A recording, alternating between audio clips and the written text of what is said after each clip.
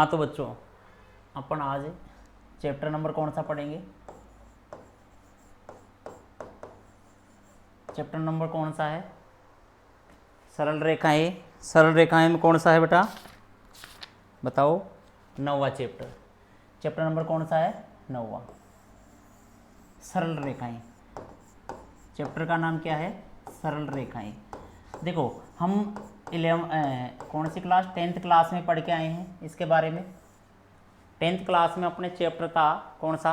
Chapter number 7 कौन सा था? निर्देशांक ज्यामिति। निर्देशांक ज्यामिति था। उसी के फॉर्मूले और उसी का नेक्स्ट रूप है, इसको बोलते हैं 3 डायमेंशन। क्या बोलते हैं वो? अब जो पढ़ेंगे वो 3 डायमेंशन पढ़ेंगे।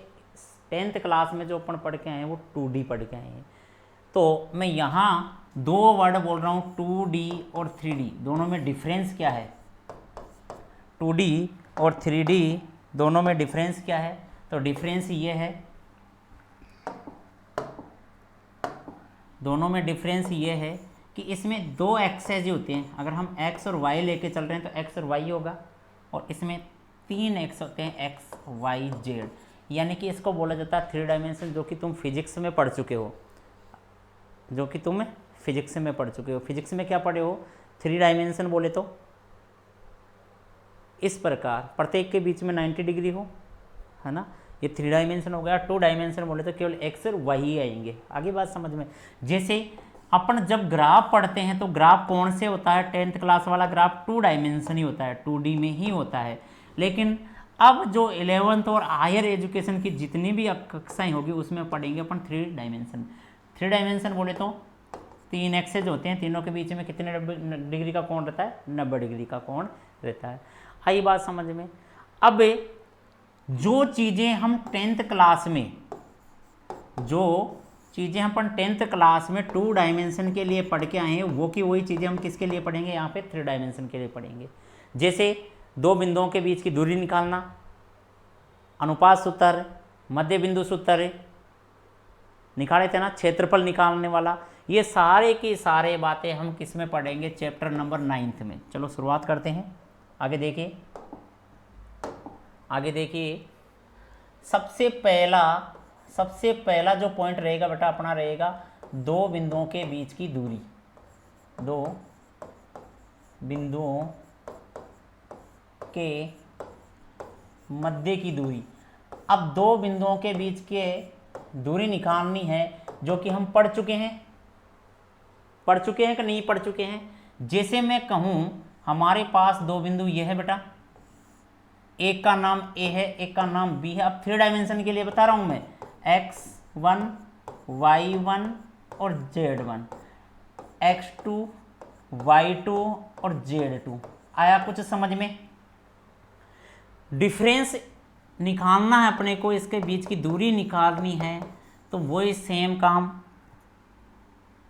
x2 माइनस x1 का whole square, y2 minus y1 का होल स्क्वायर और z2 माइनस z1 का होल स्क्वायर।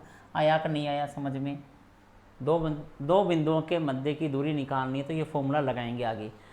अब 10th क्लास में केवल हम 2 अक्ष ही पढ़े थे, तो 2 अक्ष तक बोले तो कहाँ तक पढ़े थे हम? केवल यहीं तक पढ़े थे। आया कि नहीं आया समझ में? केवल यहीं तक पढ़े थे। अब यहाँ हम 11th क्लास में 3D आ गई तो ZX और जुड़ जाएगा, इतना ही डिफरेंस है। आ गया समझ में? तो देखिए नेक्स्ट, देखिए फिर जो दूसरा है हमारे पास अब अनुपात सूत्र। क्या हम ये भी पढ़ के आए हैं? 10th क्लास में पढ़ के आए हैं ना अनुपात सूत्र। अब मैं कहूँ वही चीज़ कि हमारे पास 2 बिंदु है A और B, x1 y1 z1, x2 y2 z2। और यहाँ पे अगर मैं ये कह देता हूँ कि इनके मध्य का जो अनुपात है वो ये m1 अनुपात m2। आई बात समझ में? तो ये मध्य, ये जो बिंदु है C, ये बिंदु ज्ञात करो कितना आएगा? x y z। तो हम जो x y z निकालेंगे तो x क्या आएगा हमारे पास बताओ? m1 x2 m2 x1। क्या यही पढ़ के आए हैं हम? बोलो याद आया कि कुछ आया याद? आगे देखिए फिर ऐसे ही y का निकालेंगे। y का बोलो m1 y2 plus m2 y1। कुछ डाउट हो तो पूछ लो। यहाँ तक आया समझ में? फिर देखिए z का देखिए m1 y2 सॉरी z2 है ना, m1 z2 plus m2 z1, m1 plus m2। यहाँ तक कोई दिक्कत? अगर यही सूत्र बाह्य अनुपात पूछे तो क्या करेंगे? प्लस की जगह क्या करेंगे? माइनस। यही सूत्र अगर, क्योंकि यदि अनुपात बाह्य हो तो प्लस के स्थान पर माइनस करते हैं। प्लस के स्थान पे क्या करते हैं बेटा? वो माइनस करते हैं। कुछ डाउट? अब तक हमने केवल दो फॉर्मूले बताए हैं। दो फॉर्मूले कौन कौन से? दूरी सूत्र। एक दूरी सूत्र क्या होता है? Root of x2 minus x1 का whole square plus y2 minus y1 का होल स्क्वायर और प्लस z2 माइनस z1 का होल स्क्वायर। फिर इसके बाद में हम अनुपात सूत्र पढ़ रहे हैं। अनुपात सूत्र क्या होता है? x का तो ये होता है, अगर m1 लेंगे तो x2 और m2 लेंगे तो x1। अगर m1 सेम काम y में करेंगे, सेम काम z में करेंगे। और एक बात याद रखना, अगर अपने को बाह्य अनुपात देता है तो हम क्या करेंगे? प्लस के स्थान पे क्या कर देंगे बेटा? माइनस कर देंगे। कोई डाउट? नेक्स्ट देखिए, इसके बाद में फिर हम पढ़ते हैं,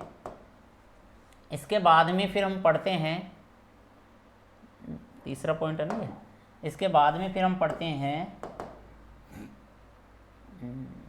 मध्य बिंदु सूत्र।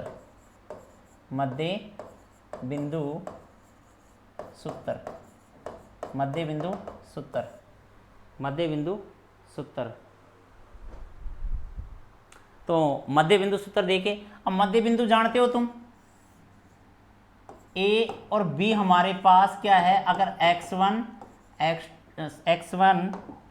y1 और z1 ये है और x2 y2 और z2 ये है बेटाओ, तो इसका जो मध्य बिंदु के लिए अनुपात कितना बन जाता है हमारे पास? 1:1। तो 1:1 बन गया। तो इसका जब हम मध्य बिंदु निकालते हैं तो क्या आता है? x1 प्लस x2 बटे 2। सेम काम y बराबर y1 प्लस y2 बटे 2 और z बराबर z1 प्लस z2 बटे 2। कोई दिक्कत यहाँ तक? कोई प्रॉब्लम नहीं है। फिर इसके बाद में देखिए हम आगे,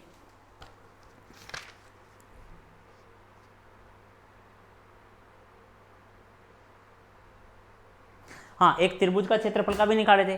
त्रिभुज का क्षेत्रफल करना है अपने को। त्रिभुज का क्षेत्रफल बताओ। त्रिभुज का क्षेत्रफल का फॉर्मूला क्या होता था? 1/2 मोड ऑफ x1, मैंने बताया था ना याद करने का तरीका, x2 और x3। ठीक है, 1 लेंगे तो 2 माइनस 3। ठीक है, फिर अब 2 लेंगे तो 3 और 3 के बाद वाला -1 प्लस 3 लेंगे तो 3 के बाद कौन आता है? 1। मोड में ऐसे का ऐसा आया कि नहीं आया समझ में? तो ये 4 फॉर्मूले हमने बताए हैं। ये 4 के 4 हम 10th क्लास में पढ़ के आए हैं। केवल यहाँ अलग क्या है कि जेड जुड़ गया। यहाँ तक कोई समस्या नहीं है। अब हम ये इस टॉपिक का जो मेन इम्पोर्टेंट पॉइंट है और 12th क्लास में काम आता है वो पढ़ने जा रहे हैं बेटाओ। सबसे इम्पोर्टेंट टॉपिक है ये, क्योंकि इसी पे पूरी एक्सरसाइज टिकी हुई है। स्लोप, ढाल, इनके नाम बता रहा हूँ बेटा। स्लोप को क्या कहा जाता है? ढाल। प्रवणता भी कहेंगे इसको, प्रवणता। आई कि नहीं आई? स्लोप इंग्लिश में कह दिया, ढाल या प्रवणता। अब देखो हम ढाल से परिचित है कि ढाल कितनी है, अपनी भाषा में बोलते हैं ना ढाल कितनी है। तो मैं अगर यूं कहूं कि ये हमारा एक्सिस है, एक्स और वाई एक्स वाला है, तो अगर कोई लाइन यूं जा रही है, अगर कोई लाइन है यूं जा रही है, ये क्या है? कोई लाइन है, रेखा है, सरल रेखा है, सरल रेखा है। अगर यूं जा रही है और ये कितना कोण बना हुई है, यहाँ पे ये जो कोण बना रही है वही क्या कहलाता है, इसकी ढाल कहलाती है। भाई कितनी एक ढाल है इसमें, बोलते हैं ना। अरे जैसे अपन यहाँ यूँ एक लकड़ी लगा दें और कहेंगे कि इसमें ढाल कितनी है, यूँ लगा दे तो कम ढाल है, यूँ लगा देंगे तो है ना, कहते जाते हैं ना कि इसमें तो यार बहुत ज़्यादा ढाल हो गई, तो ढलान बहुत ज़्यादा हो गई ना। और यूँ स्लोप कम करते जाते हैं तो ढलान कम होती जाती है, बोलते हैं कि नहीं बोलते हैं। तो इसे ही बेटा इसकी ढाल कहा जाता है। तो ढाल की परिभाषा यहाँ से निकल के क्या आती है, तो देखिए ढाल की परिभाषा लिखते हैं अपन। ढाल की परिभाषा ये होती है, सुन लेना ढाल की परिभाषा, एक्स अक्ष की धनात्मक दिशा के साथ बनाया गया कोण ही उसकी ढाल कहलाता है। उसकी किसकी, सरल रेखा की, किसकी ढाल कहलाता है, किसकी कहलाता है, उस सरल रेखा की ढाल कहलाता है। जैसे या अर्थात देखिए, ढाल को हम m से प्रदर्शित करते हैं, टेन थीटा से भी प्रदर्शित करेंगे। आया समझ में। 12th क्लास में ढाल को अपन dy/dx से प्रदर्शित करेंगे। ये ढाल को प्रदर्शित करने के तरीके हैं, यहाँ से ध्यान रखना। m टेन थीटा या dy/dx ढाल प्रदर्शित करते हैं।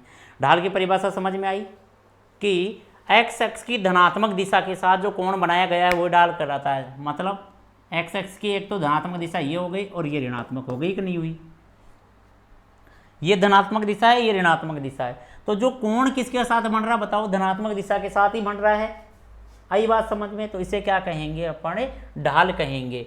अब यहाँ इंपॉर्टेंट चीज है दो, तो याद रखना है कि मैं नोट लगा के लिखवा रहा हूँ, बहुत इंपॉर्टेंट चीज है क्योंकि आगे 12th में काम आएगी इस चीज कि यदि मैं कहूँ कि थीटा इक्वल टू 0 दे दूँ, इस स्थिति को क्या कहते हैं अपन, थीटा इक्वल टू 0 कहाँ होता है, इस रेखा पे होता है।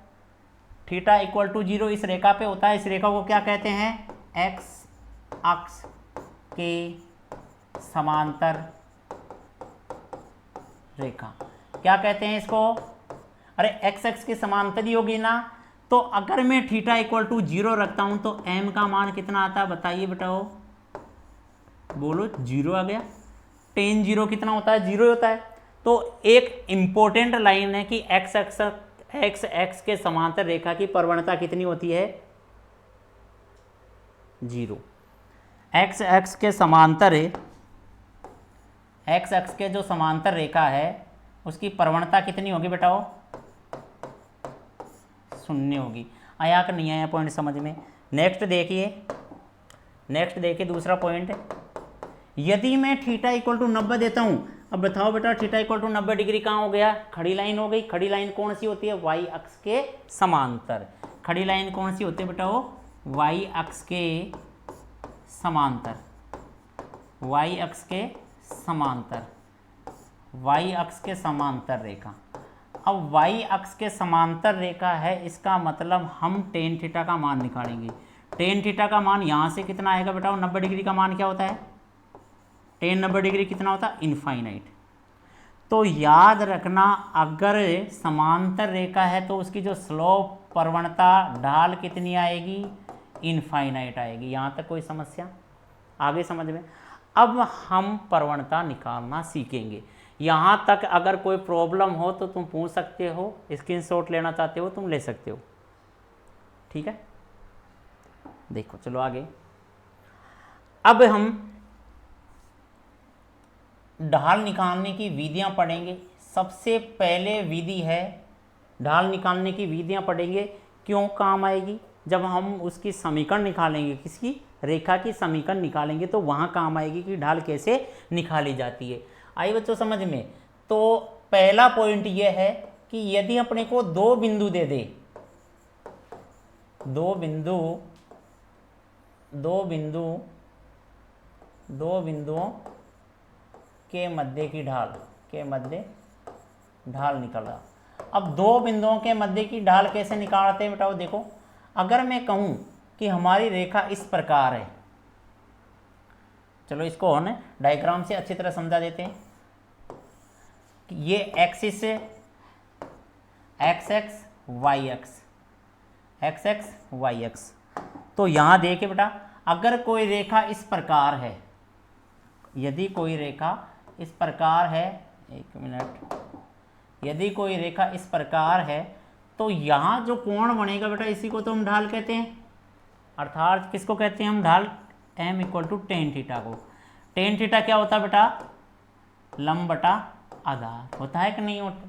तो इसका मतलब मैं कह दूं कि यदि मैं लंब और आधार का मान लिख दूं तो क्या हमारे पास उसकी ढाल आ जाएगी? हाँ बेटा आ जाएगी। अब यहाँ से हम दो बिंदु लेते हैं। अब तुम चाहो जहाँ ले लो दो बिंदु कोई से भी। एक बिंदु बेटा यहाँ ले लिया मैंने, एक बिंदु यहाँ ले लिया। इस बिंदु का नाम मैं दे रहा हूँ x1 और y1, इसका नाम दे रहा हूँ x2 और y2। समझने की कोशिश करना बेटाओ। आगे देखिए, अब मैं इसको थोड़ा नीचे मिलाने की कोशिश करूँगा। बिल्कुल समकोण तरीके से मिला दिया हमने। अब यहाँ से एक त्रिभुज नज़र आ रहा है तुम्हें? आ रहा है कि नहीं आ रहा? ये कौन सा त्रिभुज है? समकोण त्रिभुज है। ये वाला कोण थीटा है तो ये भी थीटा ही होगा, होगा कि नहीं होगा? क्या हम टेन थीटा का मान निकाल सकते हैं? आराम से निकाल सकते हैं। निकाल सकते हैं कि नहीं निकाल सकते? तो देखिए, बताओ यहां तक की दूरी क्या आई? यहां तक की दूरी कितनी है? y1 ही है। खड़ी वाली दूरी y1 हो गई, ये दूरी y1 हो गई। आई कि नहीं आई बात समझ में? अब मुझे यहाँ से लेकर यहाँ तक की दूरी बताइए कितनी आएगी? ऊपर पूरी y2 है, पूरी तो y2 है और आइतिसिक y1 है, तो ये दूरी कितनी आएगी बेटा? y2 माइनस y1 आएगी कि नहीं आएगी? कोई डाउट किसी को? नहीं है ना? ये समझने की कोशिश करना। इस चित्र को मैं साइड में लेके समझाता हूँ थोड़ा सा, तो साइड में लेके समझाने की कोशिश कर रहा हूँ। समझना कि एक बिंदु हमारा यहाँ है, एक बिंदु यहाँ है। अगर हम इसको ऐसे करते हैं, डॉट डॉट मिलाते हैं, तो यहाँ से एक समकोण त्रिभुज बनता है। ये बन गया, देखो ये कोण थीटा है। अब बताओ ये बिंदु क्या है? x1 y1, ये बिंदु क्या है? x2 y2। आया समझ में? अब बताओ बेटा, ये बिंदु x1 y1 है, इसको मतलब क्या है कि यह दूरी तो कितनी है? x1 और ये दूरी कितनी है? y1। आया कि नहीं आया समझ में? फिर ये देखो, ये दूरी यहाँ से लेकर यहाँ तक की दूरी तो क्या है? x2, आड़ी दूरी x2 हो गई, और ये पूरी दूरी क्या हो गई? y2। आया कि नहीं आया समझ में? y2 हो गई। अब देखिए, अपने को तो केवल इतनी सी दूरी चाहिए यहाँ से यहाँ तक की, तो यहाँ की यहाँ दूरी कैसे आएगी कि पूरी दूरी में से ये दूरी घटा दूँ तो ये बचेगी कि नहीं बचेगी? पूरी दूरी कितनी है? y2, तो y2 में से y1 घटा कि नहीं घटा? तो हमारे पास ये दूरी कितनी आ गई? y2 minus y1। सेम काम फिर देखो हम इसके लिए करेंगे। ये दूरी कैसे आएगी बताओ? इस पूरी में से इस शॉर्ट को घटा दो तो क्या आएगी? x2 minus x1। आई कि नहीं आई? शायद समझ में आ गया होगा। अब देखिए, इसको हम यहाँ इस चित्र में भी प्रूफ करते हैं। अब यहाँ से यहाँ तक की दूरी, तो देखो ये पूरी दूरी कितनी है? x2 है। यहाँ से लेकर यहाँ तक की दूरी क्या है बेटा? x1 है। तो ये दूरी कितनी आएगी? या फिर ऊपर लिख लेते हैं, ये दूरी हमारे पास आ जाएगी x2 माइनस x1। आएगी कि नहीं आएगी? कोई समस्या नहीं है, बिल्कुल भी नहीं है। बताओ चित्र में कोई समस्या आई क्या? आई के केवल अपने को ये शॉर्ट निकालना। अब मैं इस त्रिभुज को बाहर निकालने की कोशिश कर रहा हूँ, तो सुनना, ये थीटा आ गया, ये दूरी क्या है? ये y2 माइनस y1, ये क्या है? x2 minus x1। यही है कि नहीं है? चित्र में यही चीज़ है। अब मुझे यहाँ से बता दीजिए इसका m का मान क्या आया? लंब बटा आधार। बोलो यही आया कि नहीं आया? जो कि किसका फॉर्मूला होता है? बताइए। दो बिंदुओं के मध्य की प्रवणता का फॉर्मूला क्या होता है? y2 माइनस y1 बटे x2 माइनस x1। आया कि नहीं आया समझ में? कुछ भी समझ में नहीं आया तो पूछ लेना, ये फॉर्मूला याद रखना है, इसी से हम क्वेश्चन करेंगे, खूब सारे क्वेश्चन करेंगे इस पे। चलो एक क्वेश्चन देखते हैं इसका, यहां तक छाप लो।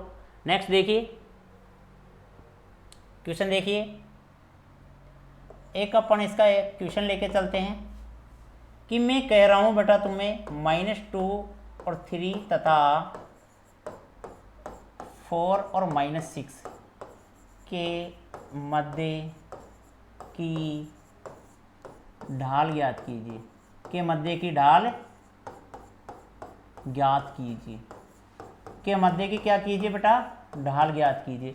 अब ढाल ज्ञात करनी है, अब हम देखेंगे कि कितने बिंदु दे रखे हैं, 2 बिंदु दे रखे हैं, 2 बिंदु दे रखे हैं तो हम ढाल आराम से ज्ञात कर सकते हैं। ठीक है चलो करते हैं।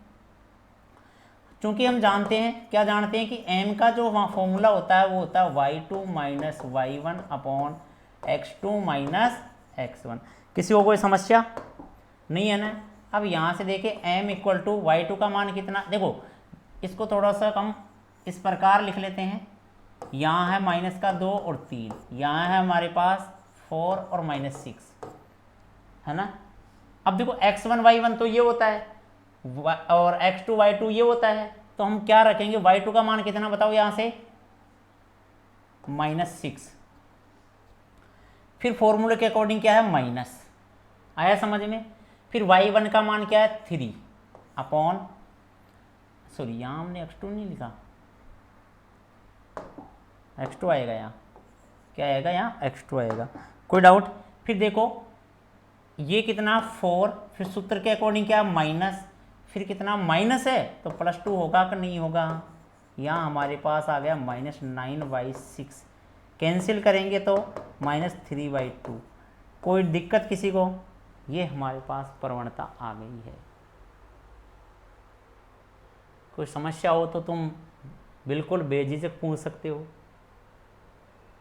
आया समझ में, बढ़े आगे। अब हम जो पहला कौन सा पढ़ के आए हैं, 2 बिंदुओं के मध्य,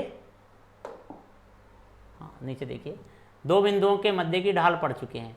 अब नेक्स्ट ढाल निकालने की विधि पढ़ेंगे। नेक्स्ट ढाल निकालने की विधि देखो कौन सी बताओ, नेक्स्ट ढाल निकालने की विधि है 2 समांतर, हाँ चलो अब नेक्स्ट है सेकंड नंबर का,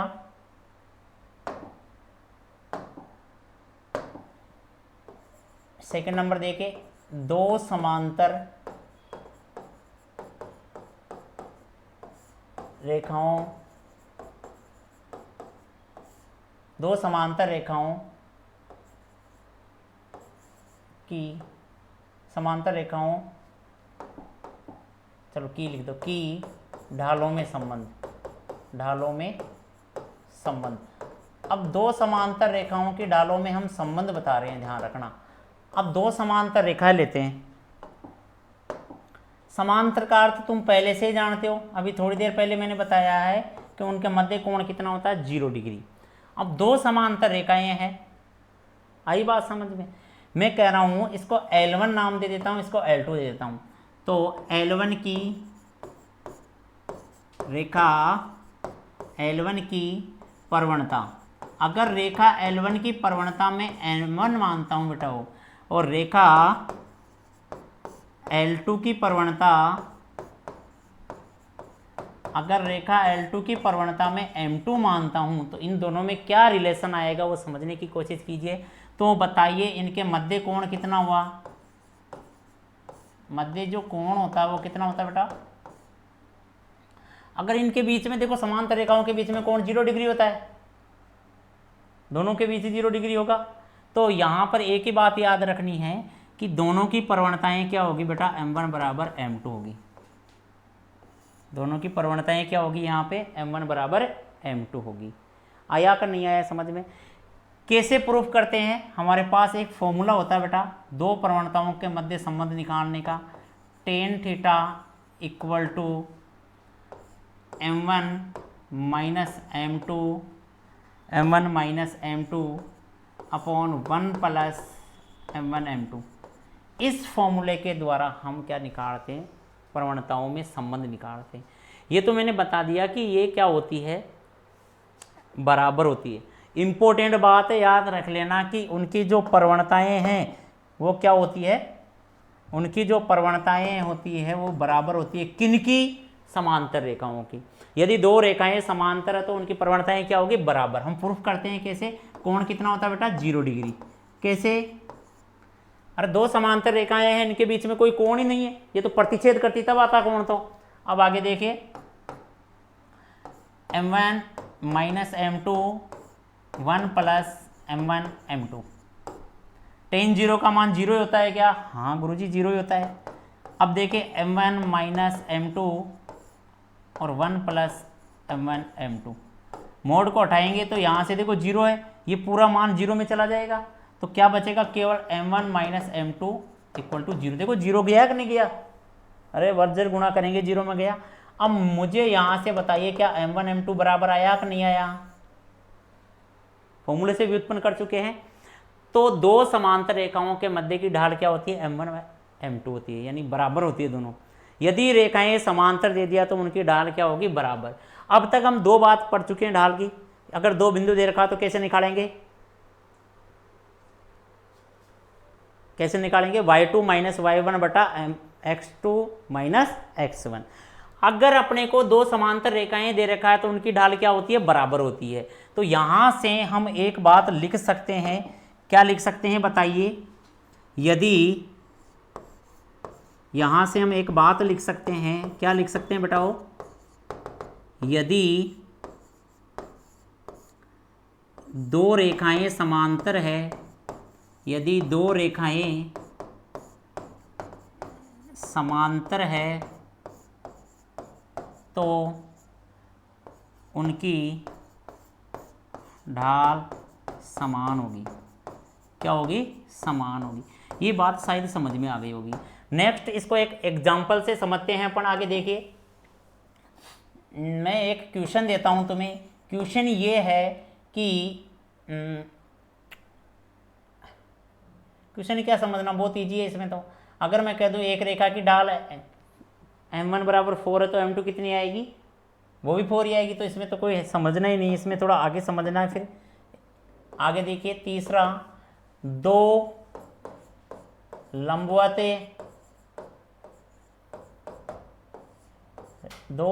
रेखाओं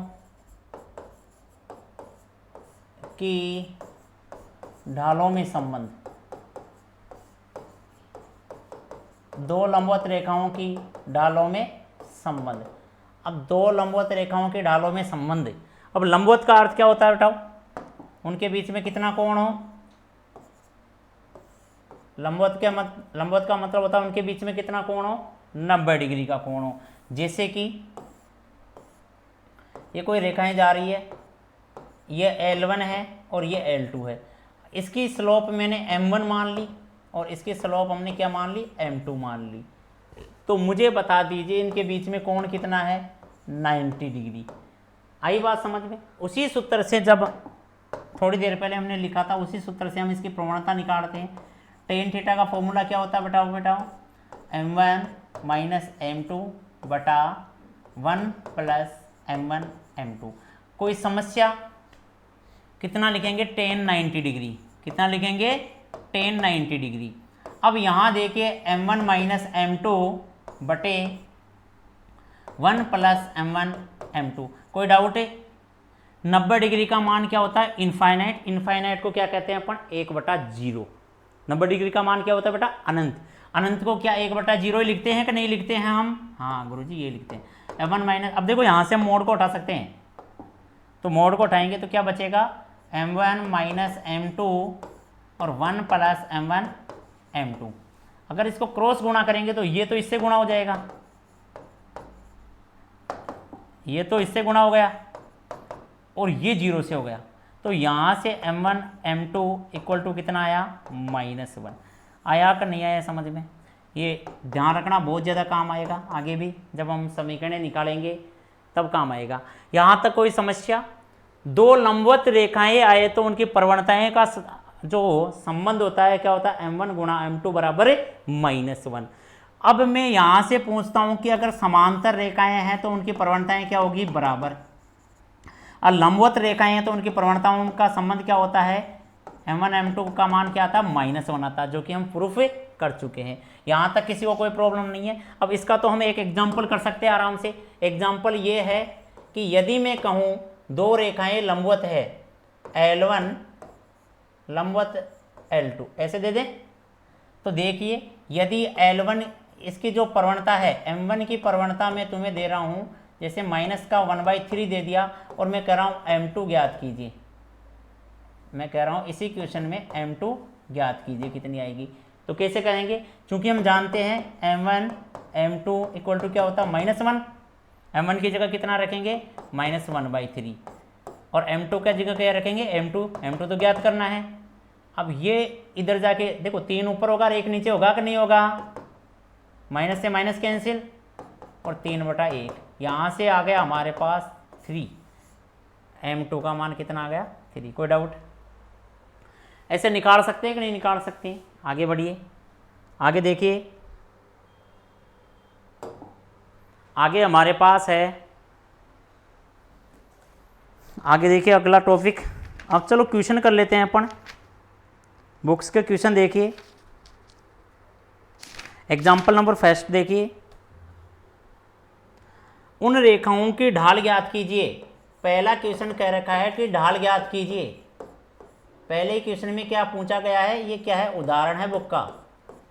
क्या कह रखा है, ढाल ज्ञात कीजिए। कब, जब हमें बिंदु दे रखा है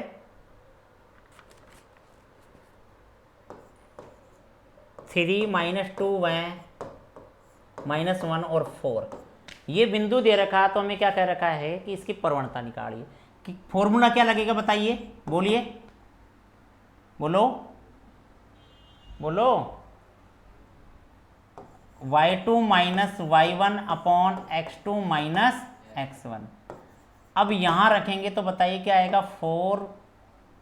देखो यहाँ माइनस है, ये माइनस है, तो क्या प्लस हो जाएगा, क्या आगे बेटा समझ में, -1 है और ये 3 है, तो -3 होगा कि नहीं होगा। यहाँ अगर हम कैलकुलेट करते हैं तो ऊपर 6 होता है, नीचे -4 होता है, काट पीट करेंगे तो कितना आएगा, -3/2। आया कि नहीं आया समझ में। ये पहला है। ऐसे ही और क्वेश्चंस कह रखे हैं, कर लोगे, कोई समस्या। भाई 2 बिंदु दे तो यही फॉर्मूला लगाएंगे। अब एक क्वेश्चन दे रखा है डी, इसका जो डी दे रखा है, अगर ये तो बहुत सिंपल है, x धन x अक्ष के साथ कितना कोण बना रखा है, 60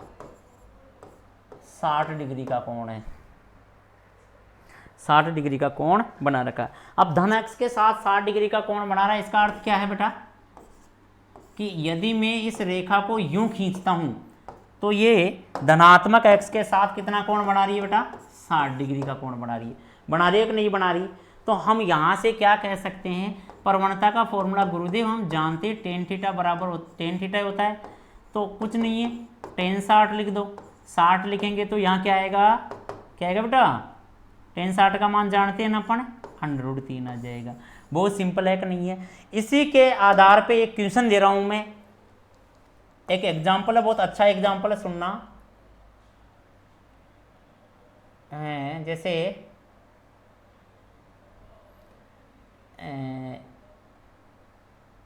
ऋण x अक्ष के साथ, ऋण x अक्ष के साथ 60 डिग्री कोण बनाने वाली रेखा की ढाल ज्ञात कीजिए। रेखा की ढाल ज्ञात कीजिए। बहुत अच्छा प्रश्न है, ध्यान रखना।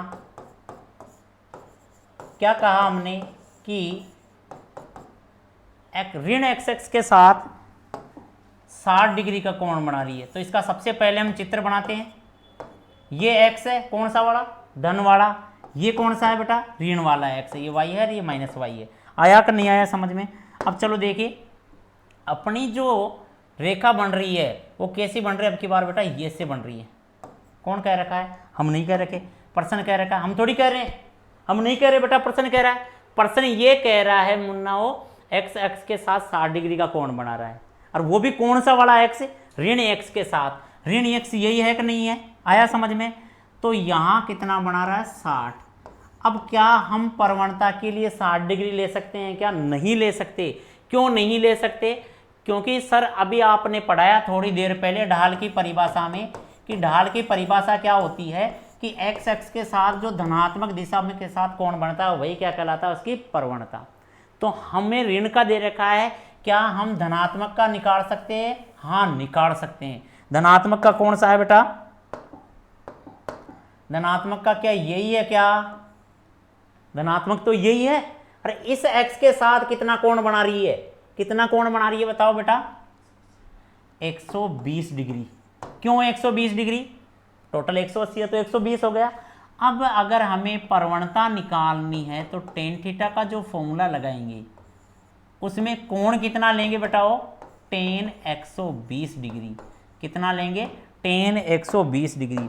अब टेन 120 डिग्री का मान निकालना हम कौन सी प्रश्नावली में सीख चुके हैं बेटा? तीसरी प्रश्नावली में निकालना सीख चुके हैं। तो कैसे करेंगे? टेन 90 प्लस 30 डिग्री लिख सकते हैं कि नहीं लिख सकते हैं? कौन से चतुर्थांश में आ गया? 90 प्लस 30 डिग्री इसमें आ गया। अब इसमें नेगेटिव खुलता है 10 और किस में बदल जाएगा? कोट में बदल जाएगा। Cot 30 degree. आया कि नहीं आया समझ में? कोट 30 डिग्री का मान कितना होता है? माइनस √3। आया कि नहीं आया समझ में? तो इसका जो स्लोप आया वो कितनी आ गई बेटा? माइनस का √3 आ गई। यहाँ तक अगर कुछ समस्या हो तो तुम पूछ सकते हो। नेक्स्ट बढ़ते हैं हम आगे। आगे देखिए,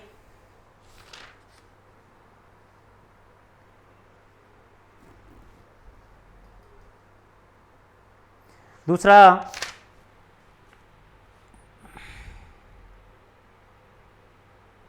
चलो एक क्वेश्चन करते हैं अपन 9.1 का ही। 9.1 का देखिए, 9.1 का क्वेश्चन दे रखा है अपने को। एक चतुर्भुज दे रखा है, चतुर्भुज के जो बिंदु दे रखे वो दे रखे हैं -4,5, 0,7, 5,-5 और -4,-2 और कह रखा है इसका क्षेत्रफल ज्ञात कीजिए। इसका क्षेत्रफल ज्ञात कीजिए। क्या कह रखा है? इसका क्षेत्रफल ज्ञात कीजिए। करते हैं, चलो क्षेत्रफल देखिए। अब सबसे पहले कुछ नहीं करना है, इसका अपने को चित्र बनाना है, आकृति बनानी है इसकी।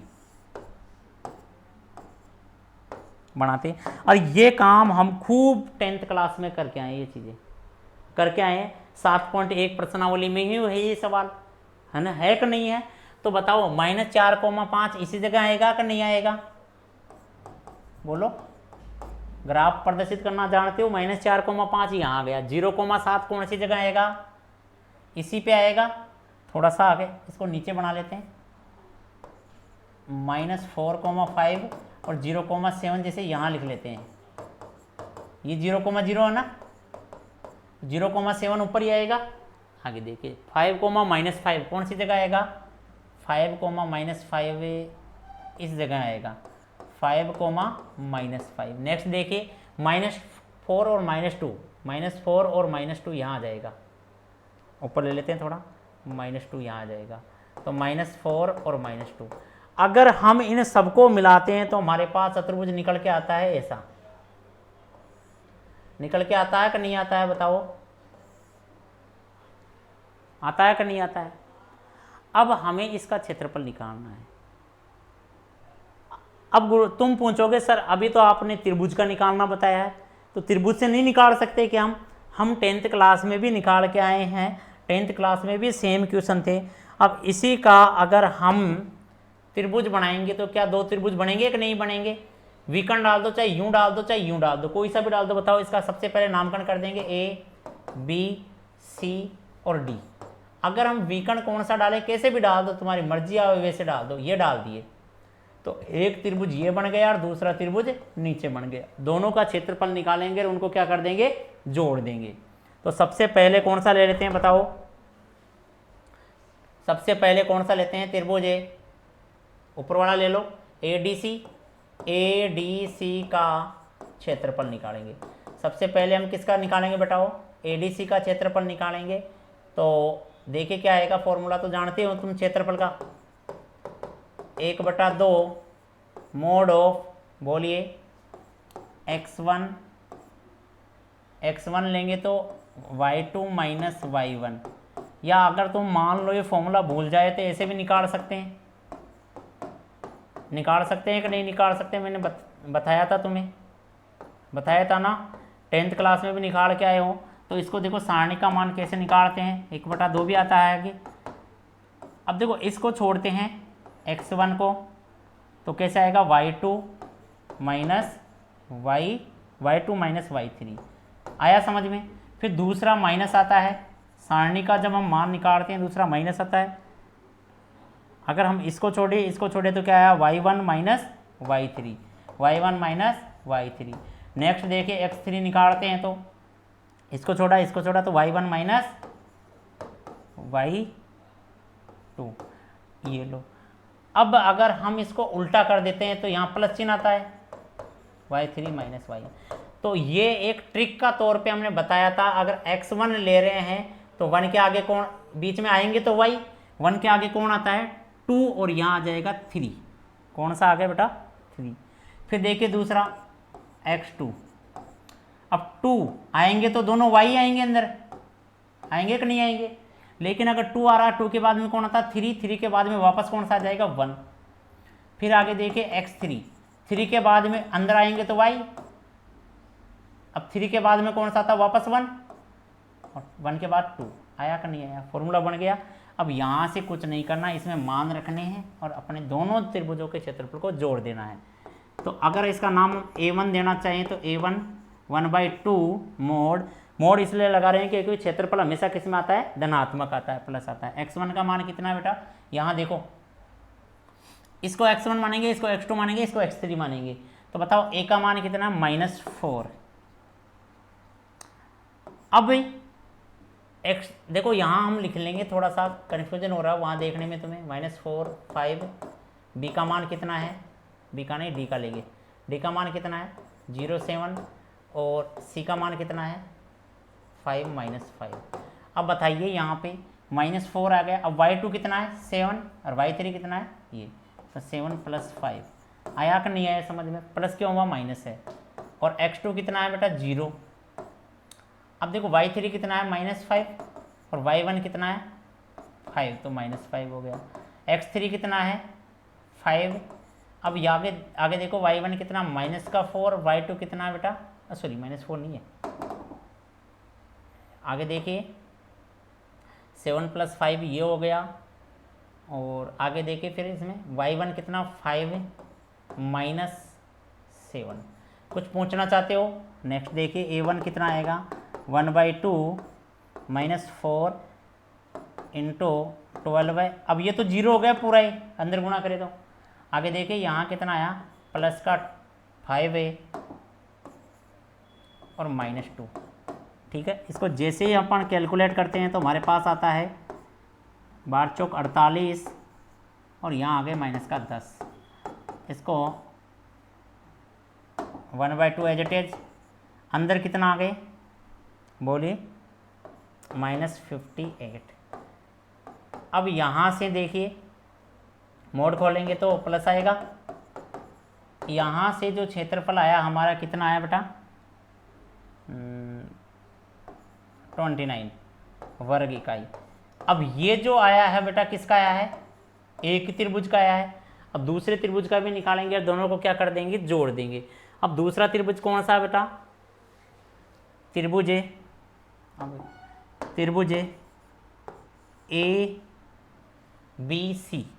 ABC का क्षेत्रफल, ABC का क्षेत्रफल निकालना, तो A का मान तो वही बताओ कितना है -4 और 5, B का मान बताओ कितना है -4 और -2, और C का मान बताइए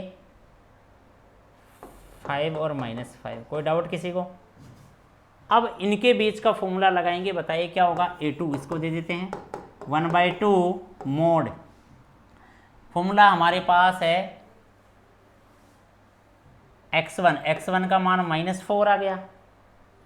अब y2 माइनस y3 क्या है, y2 माइनस y3, तो माइनस का 2 और y3 कितना है +5 हो जाएगा क्योंकि माइनस है, +4 सॉरी प्लस नहीं -4 है, दूसरा -4 है ना। अब x2 लेते हैं तो उसके साथ कौन सा लेते हैं, y3 माइनस y1, 3 कितना है -5 और 1 कितना है तो -5। इसी प्रकार फिर हम लेंगे x3 लेंगे तो कौन सा आएगा y1 माइनस y2, 1 कितना बेटा 5 + 2 हो जाएगा कि नहीं होगा। यहाँ तक कुछ पूछना चाहते हो तुम पूछ सकते हो, बिल्कुल भी डाउट नहीं है। आगे देखिए 1/2 यहाँ कितना आया 3 प्लस का, 3 को 4 से गुणा किया माइनस का 12 है, यहाँ 10 को गुणा किया प्लस का हो गया कि नहीं हुआ, यहाँ पर 40 आ गया प्लस का, और यहाँ आ गया 7 पंजो 35, तो यहाँ बोलिए कितना आया 1/2 कितना हुआ 75 में से 63 आया कि नहीं आया रे, बोलो 63/2 वर्ग इकाई, 65/2 वर्ग इकाई आ गया। अब अपन कुल क्षेत्रफल निकालेंगे तो क्या करेंगे, 29 को और 63/2 को क्या कर देंगे, ऐड कर देंगे। ऐड करने के बाद कितना आएगा देखिए, एलसीएम लेके हल करेंगे तो अपन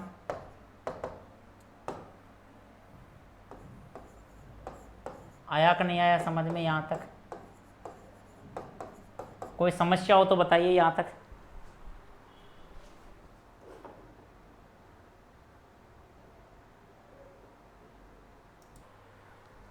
एक मिनट बेटाओ दोबारा देखना, इसको जोड़ेंगे तो यहाँ 2 आएगा, तो 121/2 कितना आंसर आएगा 121/2 वर्ग इकाई। यहाँ तक कोई समस्या हो तो पूछ सकते हो। अब हम क्षेत्रफल निकालेंगे तो कैसे निकालेंगे चतुर्भुज का, उसको 2 त्रिभुजों में डिवाइड करेंगे। और एक बात याद रखना, चित्र बनाने के बाद ही निकालना है तुम्हें क्षेत्रफल। जब चित्र बन गया तो हम 2 त्रिभुजों में डिवाइड कर दिए, और कुल क्षेत्रफल निकालना हो तो दोनों को क्षेत्रफल को हमने जोड़ दिया।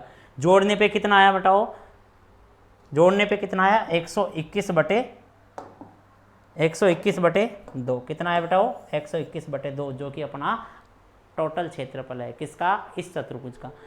अब हम नेक्स्ट क्वेश्चन कल पढ़ेंगे।